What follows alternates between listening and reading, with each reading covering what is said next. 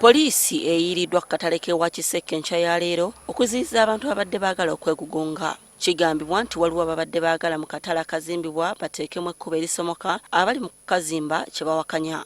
Era singa waliwo ekkubo, City Council tyandyapuruvinze pulaani eno nga mulimu ekkubo. Ekkubo teririiwo, balina bigendwa byabwe kuba nti baagala tuzimbe ekitundu kino.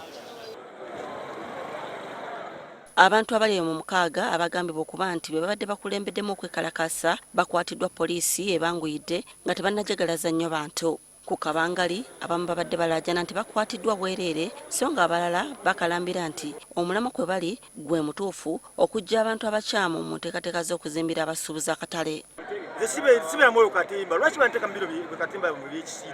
Ffe tuli bagobereze b'amateeka, tugamba mukulu Kasoro Kisembo abadde ssentebe w'akatale kano atuukirize registra kye yamulagira aseewo okulonda kwa bonna mu nnaku ezitasuka 21 kati zaakatambulako ennaku 8 ffe tumulinze akuba olukungaana registra lwe yamugamba bwe lunaamulemerera ffe tujja ddukuba tujja kulonda obukulembeze obujja obw'akatale kano sayiti eyo tugikwase Capital Ventures be twasayininga nabo tende emaze okukakasibwa registra ekyo atakibuliranga kati mukimugambi.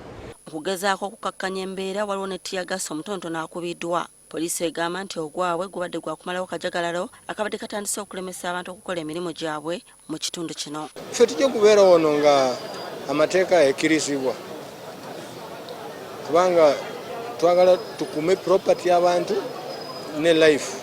Oluvannyuma embeera ezze mu nteeko kyokka poliisi esigaddewo okulaba nti tewaddamu kukyankalana. Okuva akatale kano lwe kaatandika okuzimbibwa wazze wabeerawo obutakkaanya wakati w'ebibinja bibiri ng'ekimu kirangira kinnaakyo nga bwe kitali ku bigendererwa by'abasuubuzi.